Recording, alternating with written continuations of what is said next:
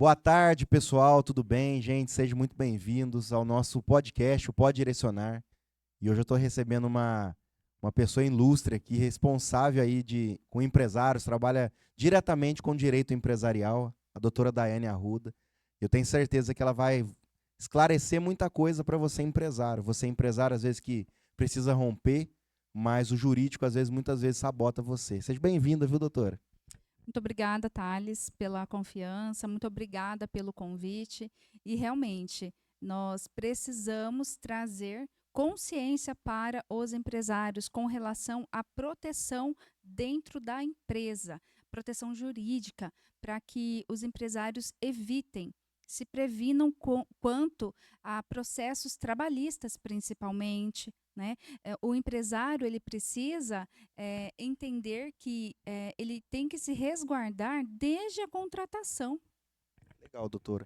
Fala um pouquinho para as pessoas conhecer você, quem que é a doutora Daiane, da onde você é. Tem certeza aí. Passa seu Instagram pro pessoal te seguir também. Ah, com certeza, Thales.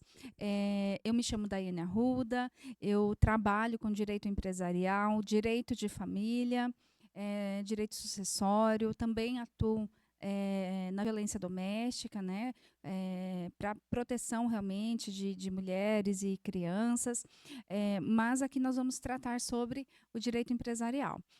Eu moro em Sorriso, eu tenho meu escritório em Sorriso, no Mato Grosso, e atuo já há alguns anos nessa área e também eu entendo que o direito empresarial ele deve fazer parte da vida do empresário.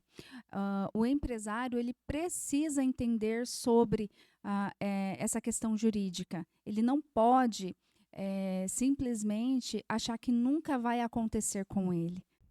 Perfeito. Doutora, eu hoje sou especialista em empresários, né? O pessoal me conhece.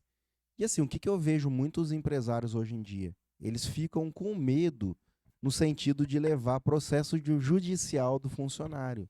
E às vezes eu vejo isso como um indicador da empresa. Você acha que o empresário ele tem que ficar aterrorizado quando chegar um processo lá de um funcionário contra ele? Isso é comum? O que você indicaria hoje? O empresário que tem medo de processo judicial é aquele empresário que não se resguarda, que não se previne, que não tem contrato, que não tem gestão jurídica dentro da empresa. Esse empresário, sim, vai ficar aterrorizado caso chegue uma ação trabalhista contra ele. Porém, o empresário que se resguarda, não, ele não vai ter medo de receber processo. Na verdade, será muito difícil, inclusive, ele receber algum processo. Deixa eu te fazer uma pergunta. Hoje, caso o empresário, doutora, ele recebeu uma ação judicial, você acha que qual que é o primeiro passo, na sua opinião, que ele tem que fazer? Ele já tem que ficar desesperado? Ele tem que fazer o quê? Qual que é a ação que ele toma? Você acha que ele tem que acalmar emocionalmente para ele conseguir resolver o problema? Na sua opinião, o que você acha interessante? Se ele receber uma ação judicial, primeira coisa, claro, é se estabilizar emocionalmente, né? E procurar um advogado. De preferência, o advogado, né, que presta assessoria jurídica dentro da empresa dele. É muito importante que o empresário mantenha calma, né? A Justiça do Trabalho ela não é tão demorada, né? Na primeira audiência ali, ela é mais rápida. Porém, é importante manter a calma, procurar os documentos, claro que né, o jurídico vai direcionar quanto a isso, mas primeira coisa, manter a calma, procurar o seu advogado e apresentar todos os documentos. Se é um empresário que se previne, né, que tem gestão jurídica, que cuida né, dessa parte burocrática, ele pode ficar bem tranquilo, pode descansar que vai dar tudo certo, não vai ser condenado se ele praticar todos os passos, se ele cumprir com todos os requisitos dentro da empresa dele. Eu vejo hoje os empresários, eles ficam muito preocupados com o quê? Às vezes o funcionário vai lá, o empresário acaba se sentindo injustiçado, porque o funcionário vai lá pede coisas que não são cabíveis, sabe? Então, é, Quando o empresário, por exemplo, chegou lá um processo judicial, por exemplo, desvio de função em geral, isso aí, o que você indica para o empresário fazer? Caso ele não tenha prova, o que você indica o empresário fazer para ele se resguardar com funcionários que talvez ele fique preocupado? Tem alguma dica que você pode dar para esses empresários ou não? A dica sempre é a prevenção, né? Fazer um contrato com o funcionário. Porque, Thales, é diferente você registrar, né? Anotar ali na carteira de trabalho.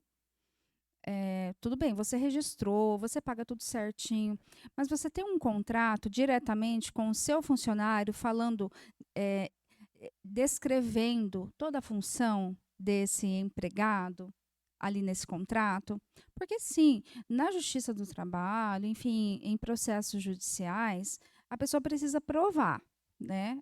Ela precisa apresentar provas, a outra parte também precisa apresentar provas, mas para prevenir, principalmente com relação a isso, é importante, gente, é importante vocês terem um contrato diretamente com aquele funcionário, descrevendo as funções que ele vai fazer dentro da empresa, tá?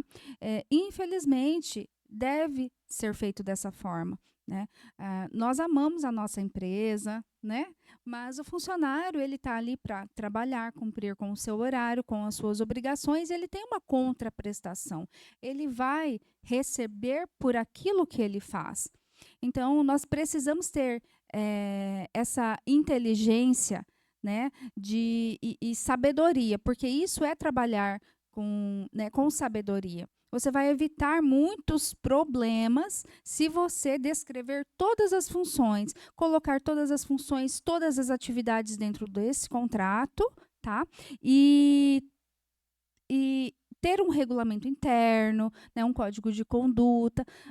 Os empresários, olha, eu tenho certeza que muitos problemas, tá, serão evitados se o empresário ter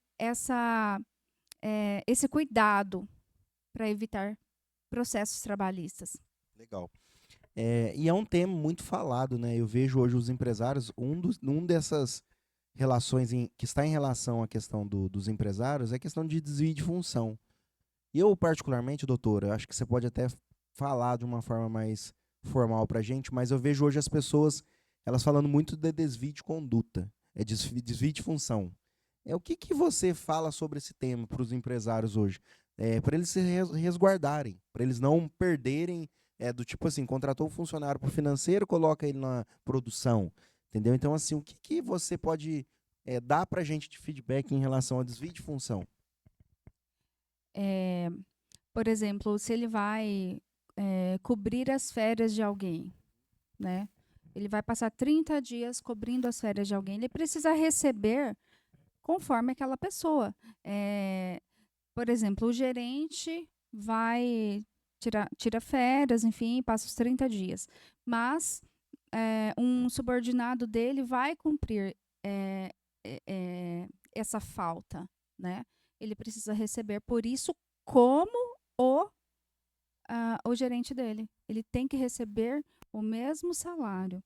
Então, são questões que são pouco faladas, né? E é muito importante que o empresário tenha essa consciência. Por isso, o jurídico, né? Um jurídico que esteja realmente ali fazendo reuniões com frequência com esse empresário, porque ele não sabe. Não é porque ele faz de má fé ou porque quer explorar alguém, ele simplesmente não sabe que precisa ser feito, né? E geralmente, e é uma cultura, tá? É uma cultura no nosso país, a falta da prevenção. O brasileiro, ele tem como hábito o quê? Tá pegando fogo, aí que ele vai procurar ajuda. Deu muito ruim, aí ele procura ajuda. Isso é errado. É necessário de você já prevenir, né?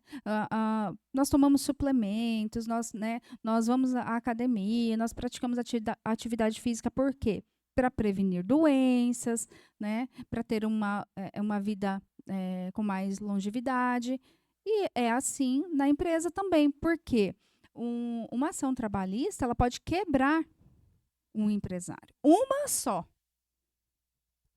E assim, eu particularmente, assim, eu não sou advogado, mas eu procuro sempre conhecimento. Eu acho que assim, é muito desatualizado o modelo trabalhista no país hoje. A gente para você ter noção, o CLT ainda é da época de Getúlio Vargas. Então, assim, é muito desatualizado. Eu acho que assim, e esse é um problema no país por ambas as partes, porque assim, não adianta também, ô doutor, a gente defender apenas o empresário. Tem que defender o funcionário também, porque às vezes o empresário pisa na bola. Entendeu? Então, assim, o que eu acho interessante nesse requisito aí? Eu vejo assim, o país hoje é um país muito desatualizado no mercado. Nós não somos um país de primeiro mundo, porque a CLT é um desses problemas. Eu vejo hoje, você pode até comentar um pouco sobre o tema, eu vejo muitos funcionários de má fé no sentido do que eles entram na empresa para literalmente ficar os 3 meses ou ser mandado embora e receber o direito deles. Já os Estados Unidos não, os Estados Unidos não tem vínculo, entendeu? Então, assim, eu acho que quando há um vínculo, eles sabem que tem esse direito, eles brigam por conta desse direito, e isso é um pouco ruim para o empresário. O empresário, se ele não andar certinho, infelizmente ele vai levar um processo judicial. Então, assim, você acha que essa lei, o modelo CLT hoje, é um modelo que seria necessário ser alterado? O que você poderia falar um pouco sobre esse tema? Eu entendo que já foi pior, muito pior, né? E hoje, por exemplo, você pode ter um PJ dentro da sua empresa. Claro que existem os requisitos, mas você pode contratar um PJ, ter um PJ trabalhando, né? Eh, Você só não pode, por exemplo, cobrar dele o horário, né, bater ponto. Isso o empresário não pode fazer. Não tem uma subordinação. O que, que é um contrato com um PJ? Você vai cobrar pelo serviço, é a entrega dele. Você vai pagar pelo serviço. Então, não pode ser um contrato onde você vai pagar de forma mensal. Não tem salário. Você vai pagar por aquele serviço executado, né? E nossa, a maioria dos empresários ontem mesmo aqui no MDG durante a palestra, assim, foi a principal dúvida, né? Mesmo emitindo nota fiscal, tá? Mesmo emitindo nota fiscal, se esse colaborador, não, ou nessa empresa PJ, né, emitindo nota fiscal, mas se ele cumprir os requisitos, né, de subordinação, habitualidade, o que é habitualidade? Estar todos os dias na empresa, porque um prestador de serviço não precisa estar todos os dias na empresa. Né? Ele vai, se ele quiser, ou se ele pode ter uma sala ali, mas ele não é obrigado. Se ele falar assim, olha, amanhã eu não vou, tá tudo ok, tudo bem. Por quê? Porque é a entrega. Né? Então não pode ter o pagamento, não pode o pagamento ali mensal. Se for combinado, tudo bem, ok, né? Mas é pelo serviço, não é salário. Então não tem hora extra, não tem férias, não tem adicional noturno, não tem nada disso. Porém, você não pode cobrar dele horário, você não pode pagar, né, fazer um acerto, por exemplo, né, fazer uma rescisão, porque não é pessoa física, você contratou ali uma pessoa jurídica. Né? Isso. E eu acho que melhorou bastante. Ainda tem muito o que melhorar, né? Mas eu entendo que é, existe ainda um olhar diferente para o empresário, né? Não só para o empregado, mas para o empregador também. E você indica o empresário contratar PJ? Porque às vezes o que acaba acontecendo? Ele fala assim: eu vou contratar um PJ, mas no final das contas eu acho que sai até mais caro com ele por conta do processo. Hoje, assim, você como advogada, você indica o empresário contratar CLT ou contratar PJ? O que na sua opinião seria o melhor? Porque às vezes quer economizar de um lado, mas perde muito mais de outro, né? É aquilo que eu comentei, tá, Alice? O PJ vai entregar o serviço. Ele não vai ter habitualidade, chegar, bater ponto, ele não vai ser subordinado. Você não pode fazer com que ele respeite claro, né? Tem um bom senso, mas as regras, fazer uso do uniforme, por exemplo. Você não pode cobrar dele isso, né? Você não pode ficar cobrando metas, porque ele vai entregar o que ele foi contratado para fazer. Eu não indico, porque os empresários confundem muito. O que é um PJ e o que é um empregado CLT, né? Por exemplo, você vai contratar um jurídico, né? Um escritório para fazer os contratos da sua empresa. Tá? Você vai contratar esse jurídico, você vai pagar um valor para esse jurídico e ele vai reformular todos os contratos. Mas ele não é seu funcionário, né? Ele é uma pessoa jurídica. Tá? E tem a questão da pessoalidade também. Digamos que você contrate um PJ e esse PJ tenha mais alguém junto com ele nessa empresa, então não é pessoalidade. A CLT é pessoalidade, tem que ser aquela pessoa física para executar aquela função. Na PJ, no PJ não é assim, tá? PJ pode ser qualquer pessoa que esteja ligada àquela empresa, um funcionário, um sócio, não precisa ser aquela pessoa. Mas eu não indico, tá? Eu não indico porque existem muitas dúvidas em relação ao que é PJ e ao que é o empregado CLT. E é ilegal a pejotização. O que é pejotização? É fraude. Né? É quando o empresário contrata PJ só para não pagar as verbas, os direitos trabalhistas. Né?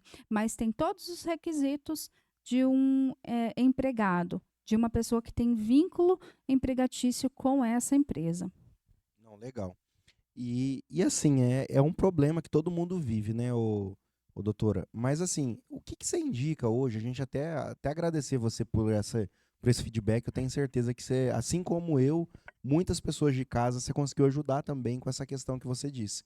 Mas assim, e aquele funcionário que ele tem má conduta, que ele já vai mal intencionado para a empresa? Como que o empresário ele pode se resguardar do funcionário mal intencionado? Porque tem pessoas, é o que eu falo para você, infelizmente, você contrata pessoas, e essas pessoas podem ser mau caráter, entendeu? Então, assim, você como advogada, o que você indica para o empresário, literalmente, se resguardar com esse tipo de pessoa mal intencionada? É muito importante, gente, vocês fazerem uma busca, né, no Banco Nacional de Mandados de Prisão, né, um portal do CNJ, do Conselho Nacional de Justiça, que informa, ali aparece se, por exemplo, esse candidato tem ou não mandado de prisão em aberto. Você precisa saber quem está dentro da sua empresa. Né? Você precisa saber, inclusive, quem você está contratando. Né? Claro que você não pode praticar discriminação, né? Você não pode ficar perguntando ali com relação a posicionamento político, religião, sobre religião, se, por exemplo, você vai contratar uma colaboradora e você não pode perguntar se ela pretende ou não engravidar, né? Ou pedir um teste de gravidez. Você tem que ter todos esses cuidados, porque pode ser, né, que, por exemplo, durante a entrevista, essa candidata ou esse candidato esteja gravando, né? Então você pode ter problemas, né, judiciais quanto a isso. Então é muito importante se resguardar, né? E eu volto a dizer que uma assessoria jurídica ampara o empresário em relação a isso. Né? Porque é muito dinâmico, né?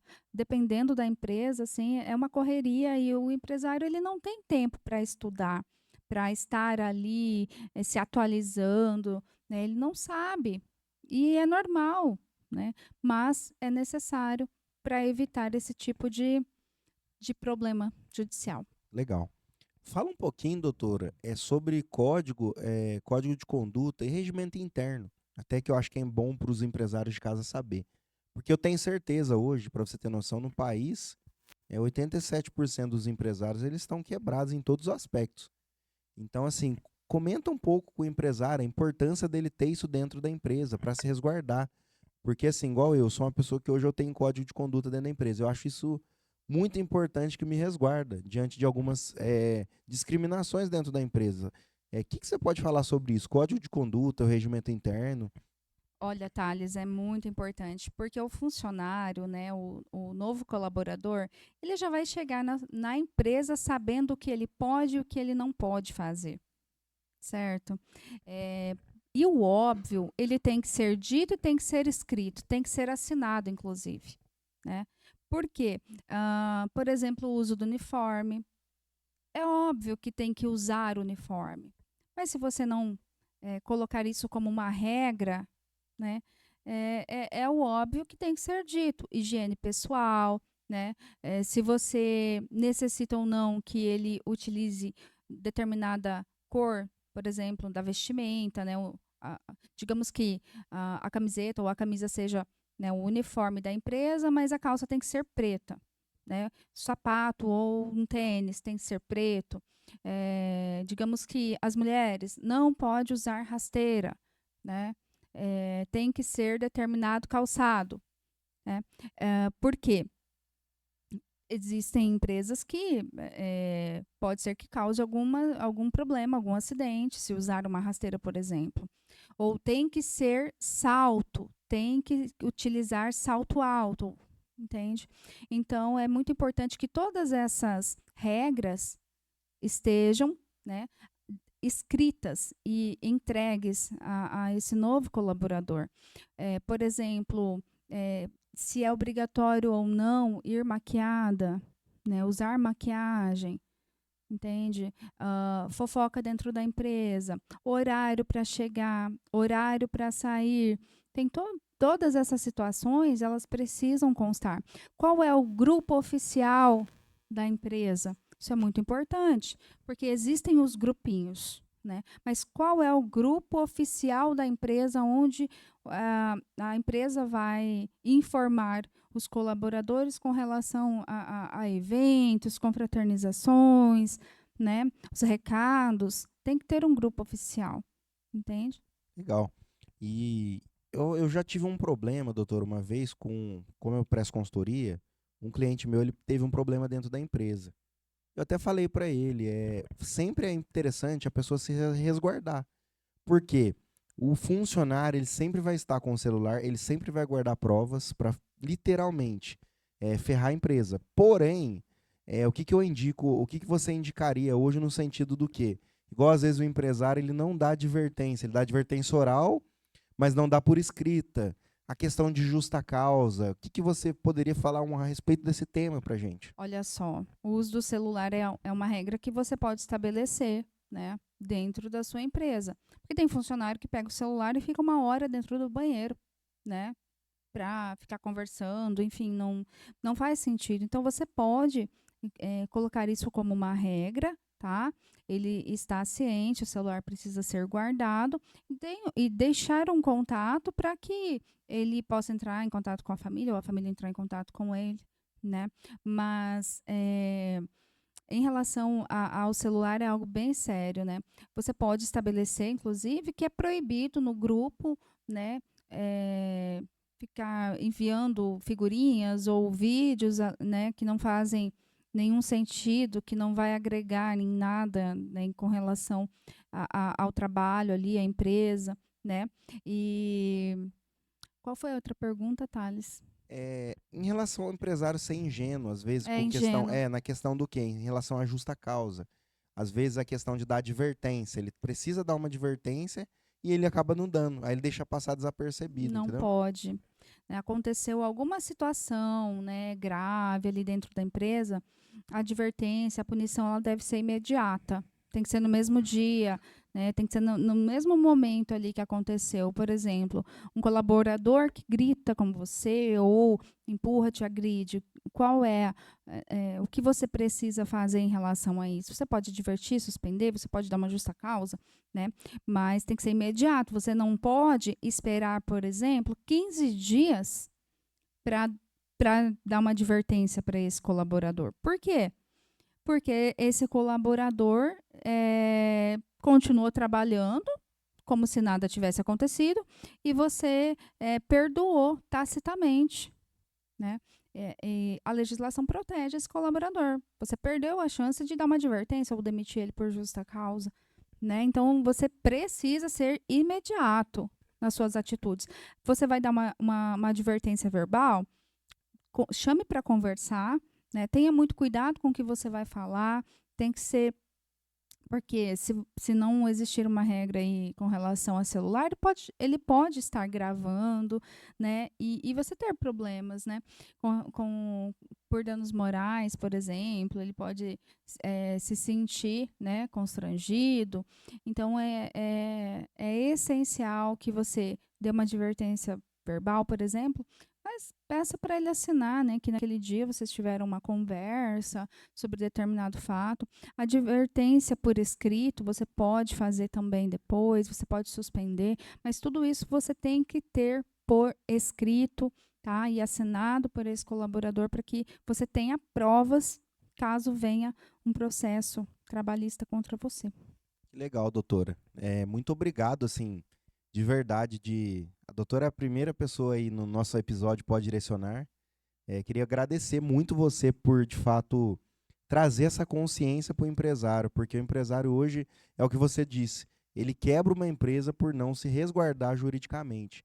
Antes da gente encerrar, eu queria que você deixasse um recadinho para o pessoal de casa que vai estar assistindo online, passar para eles, assim, dar um direcionamento, um conselho para eles, como empresário, o que eles vão fazer, o que fazer, procura quem, uma consultoria jurídica, dá esse feedback para os empresários. Olha, você que é empresário, você precisa se resguardar. Se você tem 10, 15, 20 funcionários, ou se você está começando uma empresa agora, tenha uma assessoria jurídica, contrate um advogado. Por quê? Porque esse advogado ele vai direcionar de forma correta desde o início da sua empresa. Inclusive, se você tem um sócio, você precisa fazer um contrato entre você e seu sócio, um acordo entre você e seu sócio. Por quê? Porque você pode ter problemas lá na frente. Né? Geralmente, você vai escolher um familiar, um amigo, uma amiga para ser seu sócio. Mas quais são as regras entre vocês? Vocês precisam colocar essas regras desde o início. Porque se você não colocar essas regras desde o início, vai passar 6 meses, 1 ano, essa empresa pode quebrar também por conta de situações delicadas entre os sócios. Entende? Um sócio trabalha mais do que o outro, isso é um problema, vocês têm que estabelecer as regras. Quem vai tirar férias, quando vão ser as férias, as retiradas dentro da empresa, como serão essas retiradas? Serão mensais, semestrais? Tudo isso precisa ser estabelecido antes de vocês começarem o trabalho, porque sempre um sócio vai se sentir injustiçado. Porque sempre um vai achar que trabalha mais do que o outro. Então, é importante se resguardar também com relação ao seu sócio. Obrigado, viu, doutora? Obrigado mesmo por ter saído lá do Mato Grosso, né, para vir para cá. E que Deus abençoe você, viu? Gente, sigam a doutora Daiane Arruda aí na rede social. Ela traz um conteúdo muito legal em relação a jurídico e empresarial, tá? Ela mesma é uma advogada nossa aqui do nosso grupo. Obrigado, viu? Obrigado pelo tempo. Que Deus abençoe você aí, seus negócios. Tamo junto, viu? Obrigada, Thales. Obrigada pela oportunidade. Obrigada pelo conselho, porque eu faço parte do conselheiro e é muito gratificante. Para mim está sendo uma experiência incrível fazer parte de tudo isso, fazer parte do ecossistema de vocês. E eu só tenho a agradecer e tamo junto. Obrigado, viu?